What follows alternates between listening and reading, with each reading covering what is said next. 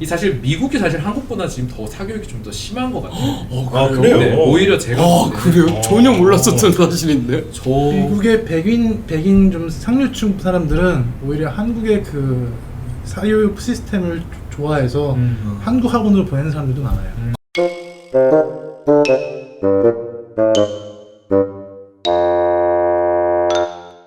이 영상은 LA 한국마켓 어느 곳에서나 접할 수 있는 100% 국내산 우리 쌀로 만들어진 프리미엄 쌀 소주 독도. LA 최초 수제로 만들어진 킹 탕후루. LA 최고의 한국 치킨을 자랑하는 치물리의 협찬입니다. 자, 이번 주제는 사교육입니다. 대한민국은 현재 사교육 의존도 세계 1위를 차지했습니다. 2016년 기준 한 해 동안 학생들의 사교육비로 지출된 금액은 총 18조 원이었는데 유아 및 초, 중 등 교육 부분에 투입이 될 교육부 예산이 대략 54조 원 규모니까 이 공교육에 투입되는 비용의 3분의 1에 해당되는 금액이 국민들의 주머니에서 사교육비로 지출이 되고 있는 상황이라고 합니다. 이 문화에 맞춰서 미국도 과연 한국 사교육의 문화를 받아들이는 게 발전의 방법인지에 대해서 우리가 이야기를 한번 나눠보면 좋을 것 같은데요. 여러 가지 또 방법이 있을 것 같습니다. 네, 어떻게 생각하세요? 일단 제재 씨 같은 경우에 이제 자녀가 있으시니까 좀 더 다른 시선으로 봐주실 수 있지 않을까 싶은데 우선 한국에 세 분 다 계셨었죠? 그렇죠. 네. 사교육의 경험에 대해서 일단 얘기를 좀 해주세요. 세 분 다. 사교육 그렇죠. 사교육 근데 이제 질문에서 아까 발전의 방법인지에 대해서 이야기를 해봤는데 글쎄요 이게 발전이 된 걸까요 한국에서? 근데 저는 한국의 사교육이 저도 어렸을 때 그 뭐 학원 각종 학원들 굉장히 많이 끌려다녔습니다. 그래서 예를 들면 이게 뭐 수학 그런 속셈 학원 그리고 뭐 컴퓨터 학원 그다음에 운동도 해야 되니까 뭐 태권도도 가고 그다음에 피아노도 배우러 다니고 근데 저는 또 부모님이 두 분이 다 일을 하셔가지고 이게 항상 집에 아무도 안 계셨어요. 그러니까 제가 이제 어디를 가야 되는 거지. 학교 끝나면 이렇게 약간 이렇게 납치하는 봉고차 같은 게 학교 앞에 오거든요. 맞아. 봉고차 맞아. 그죠. 그거를 딱 타면은 이제 방과 후 활동이 시작이 되는데 그게 지금 생각해 보면은 글쎄요 좀 빡빡하긴 했던 것 같아요. 그리고 즐겁지는 않았던 것 같아요. 그냥 약간 가서 그냥 친구들 보는 맛에 갔던 것 같고 중간에 땡땡이도 많이 치고 솔직히 그게 막 내 삶에 정말 피가 되고 살이 됐었나 생각을 해보면 글쎄 약간 부모님이 이제 애를 봐줄 수 없는 상황이니까 거기에 대한 약간 대안 같은 방식으로 우리가 좀 그렇게 학원을 다녔던 기분도 솔직히 드는데 또 부모님 마음은 그게 아니었겠죠. 비싼 돈 들여서 또 애가 좀 성장하기를 바라는 마음이었겠죠. 근데 하여튼 뭐 그거를 제가 직접 경험해본 바로는 좀 그런 느낌이 아니었나 그런 생각이 들어요. 국영수가 아니더라도 이거 예체능 쪽은 그래도 어느 정도 즐길 수 있지 않나요? 그게? 근데 그것도 그렇지 않아요. 여기 피아노 배워보셨어요? 되게 빡세요. 여기를 엄청 때려요, 이 선생님이. 세워서 이게 엄청 빡세요. 그 약간 그 해골 눈 그리는 거 아시죠? 그 동그라미 이렇게 그려놓고 나가거든요. 알죠? 그럼 이게 정신병 걸리게 가끔 나라라라라라라라라 이거 치다 보면 사람이 멍해지거든요. 근데 이거 10번 정도 하고 나면 사람이 이제 맛이 가요. 그러니까 그런 피아노. 근데 물론 지금 그때 배웠던 걸로 지금 와서도 써먹는 부분들이 있죠. 분명히 있는데 이제 뭐 또 그때 추억을 생각하니까 약간 그런 느낌 있지 않았나. 그게 저는 이렇게 생각해요. 그 당시 때 우리 부모님들 세대는 네. 뭐 본인들이 이게 좋다고 생각했던 거를 좀 약간 주입식으로 알려주려고 했던 세대고 맞는 것 같아요. 그리고 사실은 그게 그분들 세대 때는 그게 맞아 떨어졌을 시대일 수도 있어요. 왜냐면은 아무래도 엄마 아빠가 시키는 거는 요게 강했던 시대였다면은 우리 시대 때부터는 그걸 왜 해야 되는지에 대한 반문이 드는 왜라는 거죠. 생각이 든다. 그래서 저는 우리 때 가졌던 사교육에 대한 사고가 지금 우리 아이들 나이 때 보여줘야 되는 그 사교육에 대한 그 관점은 조금 다르게 접근해야 된다고 생각을 하거든요. 그럼 인지 씨 같은 경우에는 아들이 이제 자기는 이제 사교육을 하고 싶지 않다 이런 의견을 비쳤나 보네요. 아니요. 그러니까 사실 저희가 뭐 특별히 뭐 사교육을 막 해준 적은 없어요. 그리고 뭐 ABC도 저희가 직접적으로 알려준 것도 없는데 본인들이 유튜브라든지 뭐 이런 것들을 그쵸. 보고 배우더라고요. 아. 그래서 오히려 저희한테 대묻고 엄마 아빠한테. 네. 근데 그런 거 보면은 물론 필요는 하는 것 같아요. 다만 제가 왜라는 거를 왜 말씀을 드렸냐면은 우리 때는 강압식으로 아까 말씀드렸지만 끌려갔다 그랬잖아요.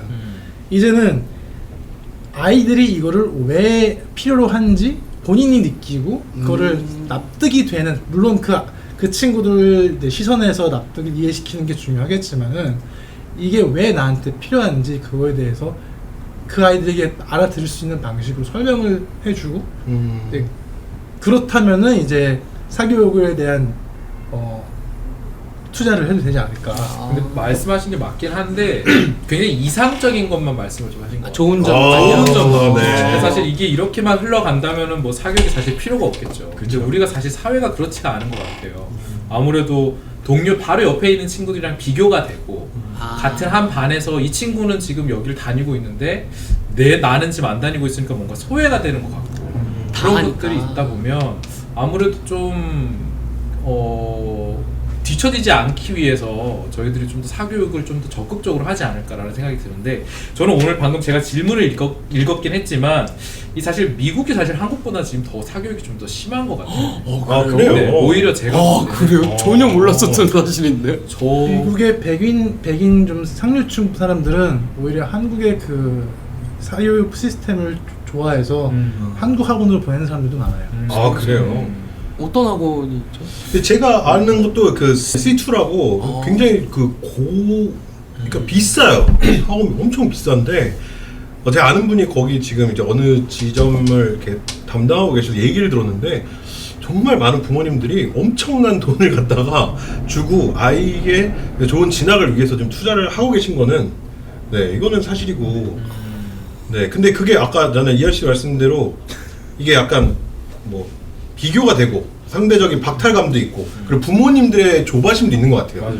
그러니까 엄마 아빠도 분명히 중요하잖아요. 내 자식인데 솔직히 내가 이거를 잘 가이드를 해줘야 되는 부분인데 이 아이가 솔직히 선택하고 자기가 받아들이고 내가 원하는 거라고 얘기하기에는 좀 어리다고 우리가 느낄 수 있잖아요. 그러니까 이 친구한테 부모님으로서 좀 좋은 가이드라인을 줘야 되는 건 맞는데 그래서 아마 그런 또 엄마들 모임 이런 게 또 많아요.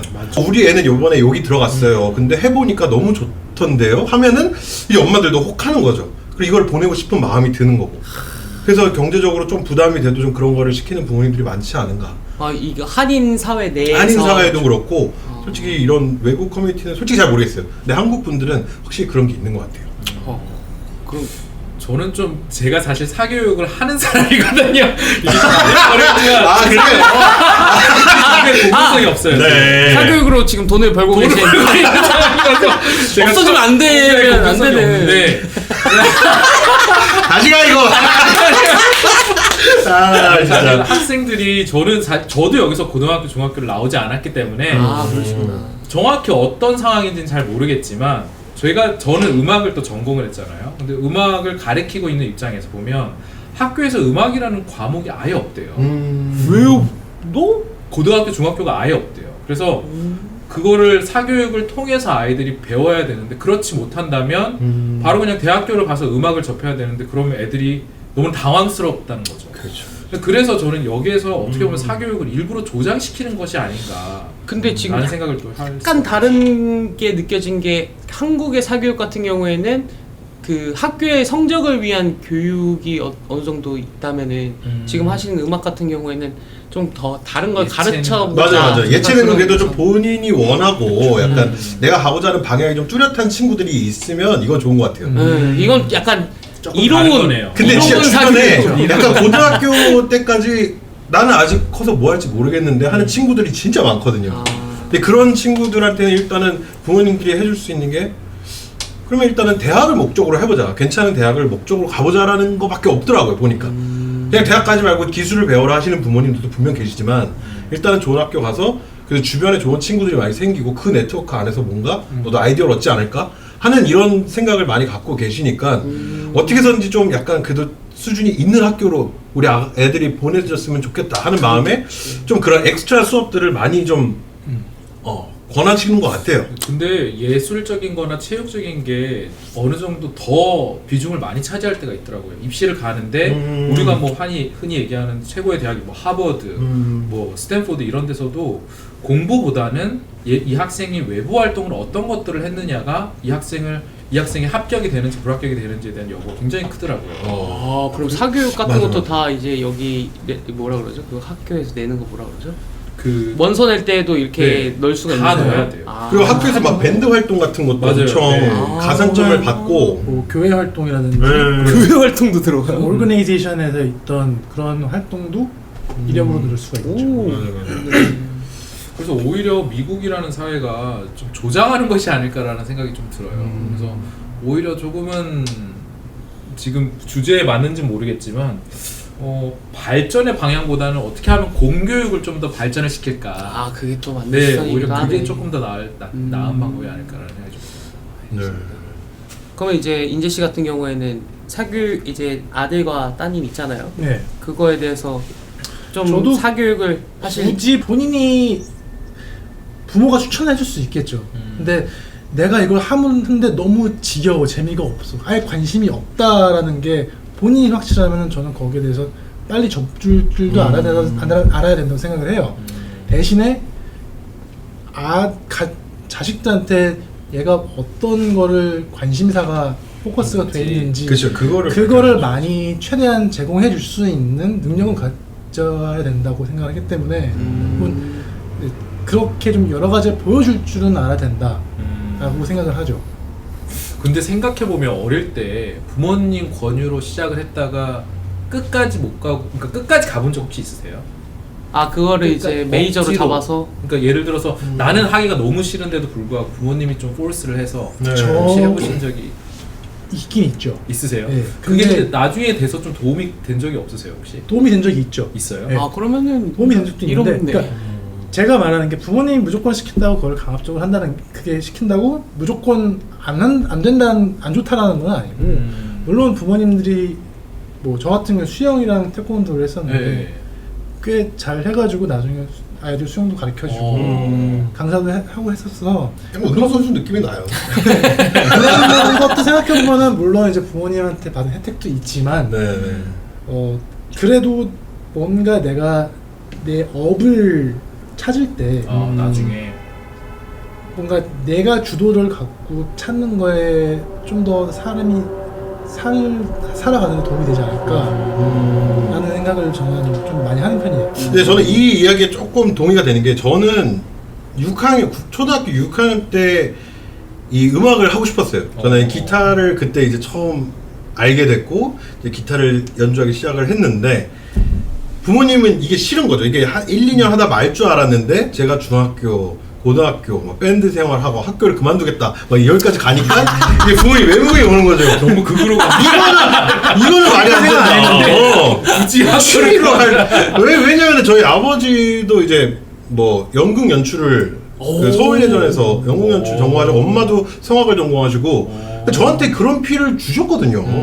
근데 아이가 뭘 좋아하고 뭐가 되고 싶은지 이제 좀 관심을 조금 더 대화를 통해서 해주는 게 좋을 것 같은데, 부모님의 어쨌든 그런 자식 사랑의 마음이 이게 아이한테 폭력적으로 느껴지는 건 조금 이제 좀 조심을 해야 되는 부분인 것 같아요. 왜냐면 저도 어렸을 때 저는 이제 초등학교 6학년 때부터 음악을 하고 싶었어요. 기타를 배우고 이 기타로 약간 나중에 나는 뭔가 기타리스트가 되겠다라는 꿈을 이제 초등학교 6학년 때부터 가졌단 말이에요. 근데 아버지가 통기타를 되게 잘 치셨거든요. 그래서 저는 아버지한테 기타를 배우기 시작했는데, 제가 이제 중학교 1학년 올라가서 이제 밴드를 만들고 학교에서, 그리고 2학년, 3학년도 밴드부 활동을 하고, 고등학교 때도 계속 밴드부, 고2 때는 이제 팀을 짜가지고 홍대 언더그라운드 활동도 하고, 그리고 고3 때는 이제 서울시에 있는 그 인문계 친구들이 이 직업교육을 받는 그런 위탁교육이 있어요. 근데 거기에 이제 실용음악과가 있는 학교에 지원을 해서 합격을 하고 가서 또 이제 음악 교육을 받았단 말이에요. 그러니까 저는 이제 어떻게 보면 계속 그 음악을 하겠다는 걸 왔는데, 부모님이 이제 중간에 계속 아니다, 너는 국영수를 좀 더 해서 성적을 높여서 좀 좋은 대학에 가고 난 다음에 음악을 해라. 안정적인 직장을 가져라. 그게 엄청 힘들었죠. 그러니까 하고 싶으면 여기 있는데, 그러니까 학원을 데려다 놔도 이게 수업이 안 들어오는 거죠. 계속 나는 다른 생각을 하고 있으니까. 그러면 선생님이 계속 엄마 아빠한테 컴플레인 하는 거죠. 애가 안 따라온다. 그럴 수밖에 없죠. 솔직히 저는 싫었으니까. 그러니까 저 이런 문제가 있는 것 같아요. 그러니까 아이가 근데 만약에 나한테 뭐 기타 레슨을 붙여주거나 뭐 좋은 선생님을 붙여줬으면 그건 또 미쳐서 했을 것 같긴 해요. 그러니까 확실히 아이들이 무엇을 좋아하느냐 그리고 그것을 가장 가까이서 볼 수 있는 사람이 또 그 부모님이니까. 근데 이 대화가 어느 정도 단절된 상태에서 이 아이가 뭘 원하는지 잘 모르는 상태에서 막연히 야 좋은 대학교에 가면은 인생이 잘 풀릴 수도 있지 않을까 하는 바람으로 이런 거 저런 거를 가르치다 보면 이게 부모 자식 간에도 약간 좀 갈등이 있지 않을까요? 저는 있었거든요. 확실히. 그렇죠. 거기에 네. 대한 예시를 또 알아듣게 이해하기 쉽게 좀 알려주는 것도 저는 좋은 방법이라고 생각을 해요. 네, 그죠. 그러니까 대화를 통해서 진짜 소통이 제일 중요한 것 맞아요, 같아요. 맞아요. 네, 맞아요. 근데 만약에 부모님이 그때 당시에 이렇게 인문계 좀 교육을 좀 마치고 좋은 대학을 가라는 그 마음을 혹시 이해는 하셨나요? 그때는 저한테 충분히 설명을 하셨어요. 진짜 밤을 새워서 얘기를 하셨어요. 왜 너가 제가 고등학교를 1학년 때 이제 그 한국의 재즈 아카데미라는 서울 재즈 아카데미라는 학원이 있어요. 음악 대학교 비슷하게 수업을 하는. 근데 거기서 제가 수업을 고1 때부터 댕겼단 말이에요. 그러니까 저는 학교 수업이 이제 의미가 없는 거예요. 나는 여기서 음악을 잘하고 좋은 앨범을 만들고 빨리 음악인으로 크고 싶은데 학교에 가면은 이 시간이 너무 낭비하는 것 같은 거 하루 종일. 그래서 부모님과 대화를 진짜 많이 했어요. 근데 엄마가 이제 주변 사람들 이야기부터 이렇게 돼서 망한 케이스들 막 이렇게 많은 걸 얘기를 해주시면서 나락갈 수 있다. 나라까지 나왔어. 너 완전 나락갈 수도 있다. 그런 파스빌리티가 있다라는 얘기죠. 그러니까 네가 지금 어떤 마음인지 알겠지만 너가 음악으로 해가지고 대박 날 수도 있지만 그 확률만큼 너가 망할 수 있는 확률도 있으니까 신중해야 된다. 근데 엄마 아빠 살아보니까 이런 케이스들이 있더라. 그래서 이런 거를 얘기를 해주시는데 뭐 귀뚱으로 듣겠어요. 아니 중학생 고등학생인데 네. 한참 그냥 나는 지금 음악 하고 싶어 죽겠는데 이런 마음이니까 그때 부모님 저는 그때 좀 갈등이 많았던 것 같아요. 근데 결국에는 제가 원하는 공부를 하게 됐죠. 그리고 나서 이게 엄마 아빠가 얘기했던 부분이 뭐구나라는 거를 아는 타임이 온다니까요. 이제 삶에 왜 그러셨는지. 삶에 치이다 보니까 한편으로 그런 생각도 해봐요. 내가 그냥 음악 안 하고 일반 그냥 대학교에서 뭐 일반 전공을 해서 좀 그냥 평범한 직장을 갖고 음악을 취미로 했으면 어땠을까?